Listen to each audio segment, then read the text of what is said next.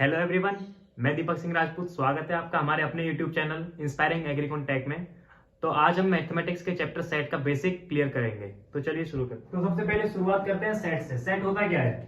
Set किसी भी distinct object का well defined collection of distinct object, well defined collection of distinct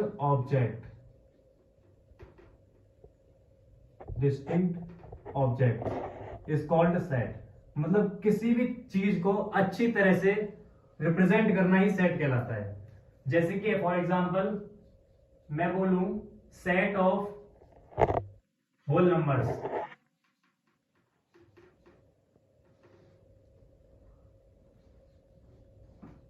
ये एक तरह से सबको नोन होता है, तो इसलिए हम बोल सकते हैं कि ये सेट ऑफ होल नंबर्स ये सेट है।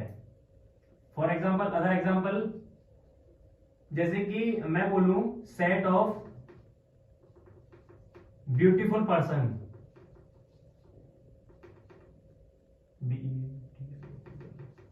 Beautiful person in India. अब इसका example set of whole numbers का, होल नंबर शुरू होते हैं 0 से और इनफाइनाइट तक। अब ये बात, ये पर्सन टू पर्सन वेरी नहीं करेगा होल नंबर वाला एग्जांपल जो है। और ब्यूटीफुल पर्सन वाला, जैसे कि मैंने राम से पूछा कि तुम्हें बताना है कि इंडिया के अंदर ब्यूटीफुल पर्सन कौन कौन से हैं, तो वो शायद हो सकता है कैटरीना को बताए या फिर किसी और को बताए, कोई भी किसी को भी बता सकता है। वो क्या पता अपने आप को बताए। जैसे कि उसने बोला, राम बोलता है कि उसने श्याम को बताया, सिर्फ वही पूरी इंडिया में। मतलब ऐसे तो हो नहीं सकता है कि अगर वो बोलता है कि उसके हिसाब से कि श्याम ही पूरी इंडिया में खूबसूरत इंसान है। रवि बोलता है कि उस दुनिया में रवि के अलावा, मतलब खुद के अलावा कोई खूबसूरत नहीं है। राधा बोलती है कि उसकी नजर में पूरी इंडिया में कोई खूबसूरत इंसान नहीं है। तो ये जो इसका एग्जांपल है set of beautiful person in India, तो पर्सन टू पर्सन इसका एग्जांपल वेरी कर रहा है। कोई, किसी ने बोला श्याम, किसी ने बोला रवि, किसी ने बोला कोई नहीं है। तो इसलिए ये एग्जांपल जो है अलग, ये पर्सन टू पर्सन वेरी कर रहा है, तो ये सेट नहीं होगा, ये वेल डिफाइंड सेट नहीं है। अब हम बात करते हैं सेट को रिप्रेजेंट कैसे करते हैं। सेट को हमेशा कैपिटल लेटर से डिनोट करते हैं, कैपिटल लेटर से डिनोट करते हैं, कैपिटल लेटर से डिनोट करते हैं, कैपिटल लेटर से डिनोट करते हैं। जो ए बी पी क्यू कुछ भी हो सकता है। और इसके अंदर एलिमेंट्स होते हैं, कुछ एलिमेंट्स जिन्हें हम मेंबर्स भी कहते हैं। और ये जो सेट होता है वो सेट हमेशा मेंबर्स और एलिमेंट को मिला के ही बनता है। जैसे कि इसके अंदर हमने बात की, ऊपर एग्जाम्पल था हमारा 0 1 2 3 ऐसे करके एग्जाम्पल था। तो ये जो पार्ट है, ये वाले अंदर वाले जिनसे सेट बन रहा है, ये हमारे होते हैं elements of set.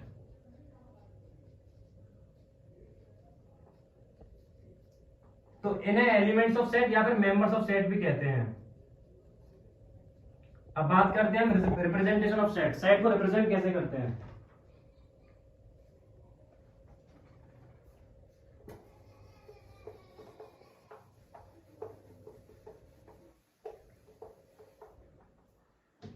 Representation of set,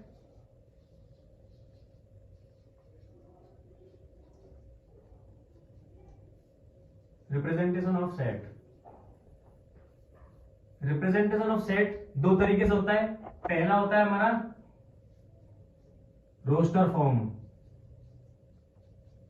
roster form या फिर टेबुलर फॉर्म और टेबुलर फॉर्म। दूसरा होता है हमारा set builder form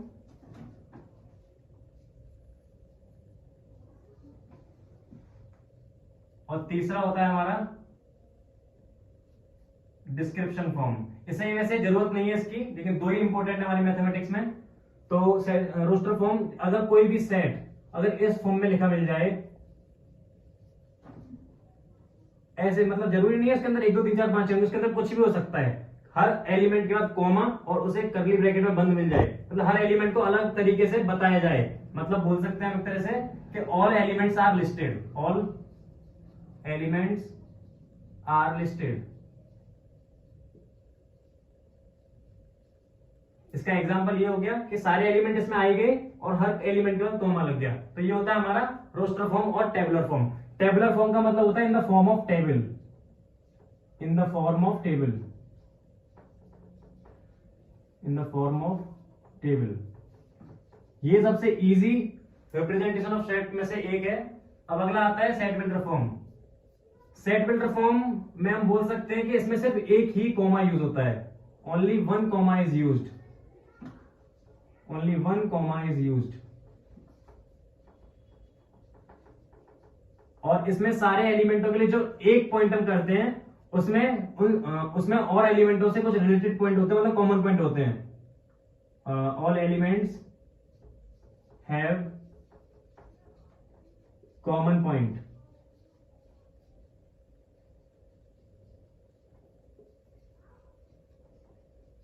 common point. अब हम बात करते हैं कि सेट बिल्डर फॉर्म होता क्या है। सेट बिल्डर फॉर्म मतलब इसमें सिर्फ एक कॉमा यूज होता है और सारे एलिमेंटों के बीच में एक कॉमन प्रॉपर्टी होती है। इसे हम प्रॉपर्टी फॉर्म भी कहते हैं। जैसे कि हमसे बोला जाए एग्जांपल के तौर पे कि सेट ऑफ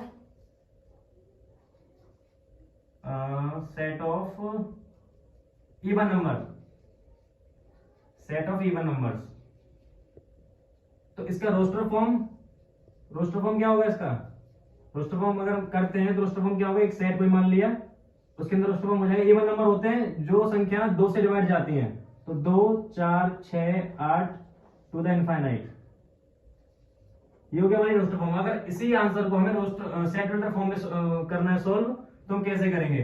सबसे पहले एक सेट सेम माना, वही ए वाला, उसके बाद करली ब्रैकेट, इन सभी एलिमेंटों को एक पॉइंट से मान लेते हैं हम, जिसे हम एन माने, जिसे हम एक्स मान लेते हैं। तो यहां पे एक्स लिखा, ये होता है कॉलन, इसे बोलते हैं सच दैट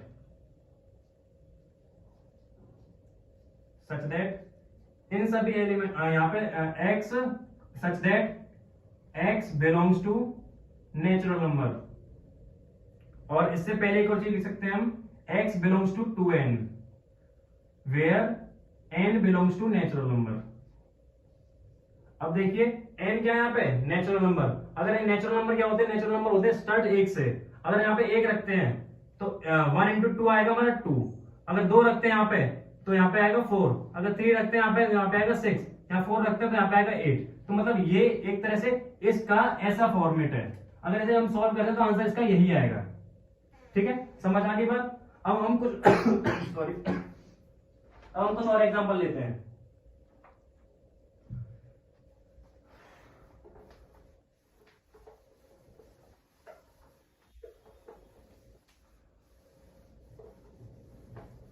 इसके कुछ और एग्जांपल लेते हैं। जैसे कि हमसे बोला जाए कि right the set x such that x is a positive integer and x cube is smaller than 100. Question: write the set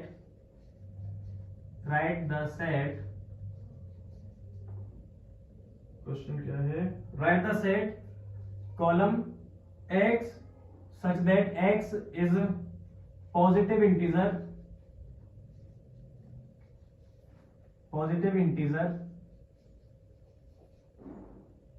and x cube is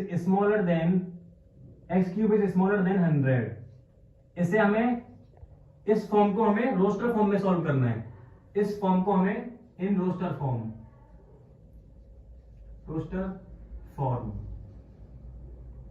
अब देखिए रोस्टर फॉर्म मैंने बताई थी, रोस्टर फॉर्म या फिर टेबुलर फॉर्म। टेबुलर फॉर्म होती है एक तरह से in the form of table. इसका हम रोस्टर फॉर्म में करें, सबसे पहले सेट के लिए एक नोटेशन ए लिख लिया हमने।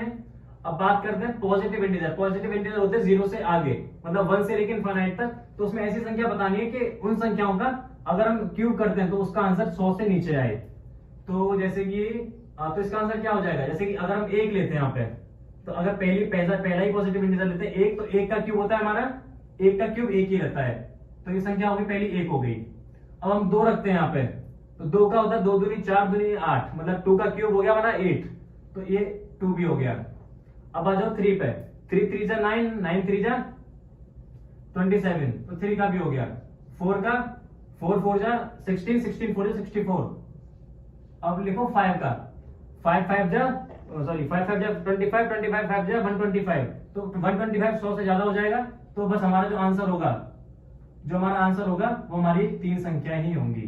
तो एक तरह से ये पूरा डिस्क्रिप्शन और ये दोनों बराबर ही है, तो हम कह सकते हैं सेट बिल्डर फॉर्म से एक तरह से इसे सॉल्व करते हैं ऐसे। अब अगला एग्जांपल लेते हैं हम एक और। जैसे कि हमसे बोल दिया जाए कोई एक ए सेट है, एक ए सेट है कोई,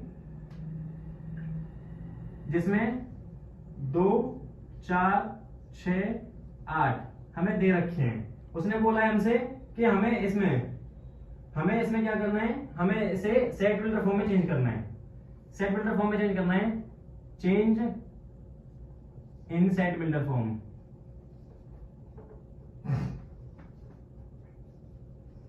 सेट बिल्डर फॉर्म।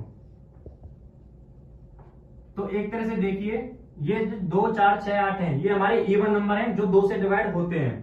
तो एक तरह से हम ऐसे लिखते हैं, सेट बिल्डर फॉर्म में क्या करते हैं, पहले ए सेट लिखा, मतलब नोटेशन लिखा उसका, उसके बाद ये हम इवन नंबर का एक जनरल फॉर्म होती है 2n, such that n belongs to natural number. और ये यहाँ पे 8, ये नेचुरल नंबर तो सारे हो जाएंगे, नेचुरल नंबर तो इनफाइनाइट तक जाएंगे फिर, लेकिन यहाँ पे इसने बोल रखा है लिमिट हमारी 8 तक है, तो हम बोल सकते हैं विच n इज स्मॉलर देन 9, मतलब 9 से छोटा है, सॉरी 9 से नहीं 5 से छोटा है, 5 से छोटा है। उसने बोला है कि n जो है 5 से छोटा है। इसे सॉल्व करके देखिए, आपका आंसर यही आएगा। जैसे कि हम रखते हैं n की वैल्यू रखते हैं 1, यहाँ पे 1 रखते हैं तो 2 1 जा 2, अगर 2 रखते हैं 2 2 जा 4, अगर 3 रखते हैं 3 2 जा 6, अगर 4 रखते हैं तो 2 4 जा 8, अगर हम 5 रखते हैं यहाँ पे तो 5 2 जा 10 हो जाता है, जो 10 इसमें लाई नहीं करता, इसलिए हमने n इज स्मॉलर देन 5 लिखा है। अब आगे हम सॉल्व करते हैं, आगे हम डिस्कस करेंगे types of set.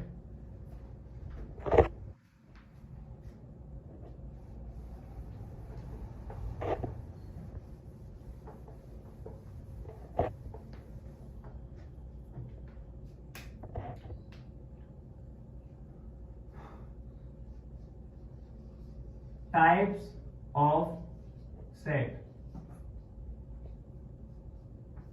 Types of set में हमारा पहला टाइप होगा एम्प्टी सेट, एम्प्टी सेट।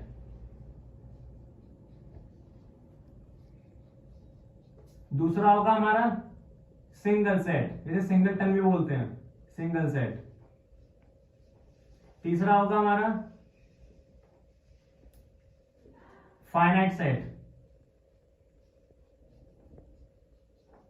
चौथा होगा इनफाइनाइट सेट।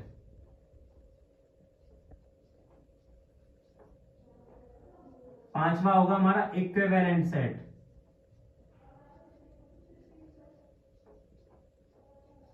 और छठवा होगा हमारा लास्ट इक्वल सेट। अब हम बात करते हैं सबसे पहले एम्प्टी सेट। एम्प्टी सेट से नाम से पता पड़ रही है, एम्प्टी सेट का मतलब जिसमें कोई भी एलिमेंट ना हो, जिसे हम डिनोट करते हैं फाई, फाई का सिंबल होता है ये, और ओनली करली ब्रैकेट, जिसके अंदर कोई भी एलिमेंट ना हो। एम्प्टी सेट जैसे फॉर एग्जांपल लिया जाए, जैसे कि मैंने बताया आपको, जैसे कि मैंने भी सेट के एग्जांपल में दिया था कि अगर कोई किसी से पूछा जाए कि दुनिया में सबसे खूबसूरत इंसान कौन है, खूबसूरत इंसान अगर किसी ने बोला कि इस दुनिया में कोई भी खूबसूरत इंसान नहीं है, तो उसका आंसर क्या होगा, कोई भी खूबसूरत इंसान नहीं है, तो उसने करली ब्रैकेट खाली बताया था, उसने कुछ भी एग्जांपल नहीं, उसने कोई भी आंसर नहीं दिया था, तो खाली ब्रैकेट का मतलब यही होता है एम्प्टी सेट। और एक और एग्जांपल लेते हैं, जैसे कि एग्जांपल के set of people live on the moon, live on the moon. अब ये पॉसिबल ही नहीं है कि कोई इंसान मून पे रह सके, तो हम इसका आंसर क्या लिखेंगे, अगर सेट बनाने को बोला जाए तो इसका सेट सिर्फ एम्प्टी सेट बनेगा, क्योंकि इसका कोई पॉसिबल ही नहीं कि वो इंसान मून पे रह सके। एम्प्टी सेट और फाइव बोल सकते हैं इसे हम। अब आते हैं सिंगल सेट में। अगर भी पूछा जाए कि आपके घर में, फॉर एग्जांपल कि आपके घर में सबसे बड़ा इंसान कौन है, तो हम जाहिर सी बात है अगर दादा दादी होंगे तो उनके बोलेंगे, नहीं तो अगर पापा होंगे तो पापा के बारे में बोलेंगे। तो set of oldest person, set of oldest person, तो ये एग्जांपल है हमारा सिंगलटन सेट का। Set of oldest set of oldest person, set of oldest person में क्या आएगा हमारा, हम बोलेंगे जैसे कि अगर दादाजी हैं मेरे, जैसे कि मेरे घर में दादाजी नहीं है, मेरे घर में पापा हैं, तो मैं बोलूंगा मेरे घर में सबसे बड़े पापा हैं, तो हम क्या बोलेंगे आंसर कि फादर। तो ओनली एक ही एलिमेंट आया इसके अंदर, तो जिसके अंदर सिर्फ एक ही एलिमेंट आए उसे हम बोलते हैं सिंगल सेट। तो क्या बोलेंगे इसका, एक पॉइंट इसका क्या हो गया, only single element, only single element. अब हमसे बोला जाए अगले पे आते हैं फाइनाइट सेट। फाइनाइट सेट जिसमें जो एलिमेंट्स हैं वो डिफाइन हो, मतलब जो कांस्टेंट हो, मतलब जिनकी जो गिनती है वो उन्हें हम गिन सकें, उनके एलिमेंट हो गिन सकें। तो इसका पॉइंट क्या हो जाएगा फाइनाइट सेट का, definite number of element, definite number of element, definite number of elements. जैसे कि फॉर एग्जांपल लिया जाए इसका,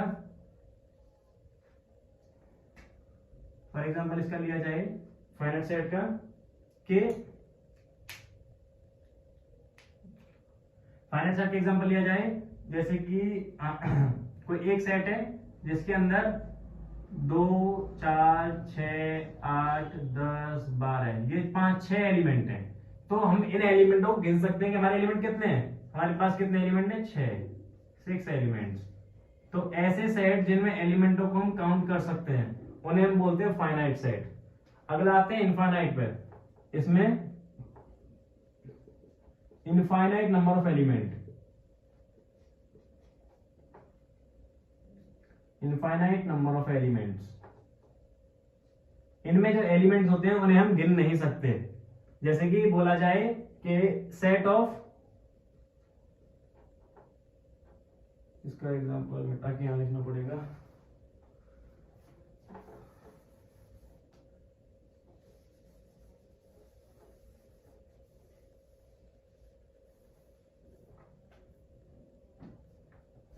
इसका क्या हो जाएगा एग्जांपल, इसका एग्जांपल हो जाएगा जैसे हमसे बोले सेट ऑफ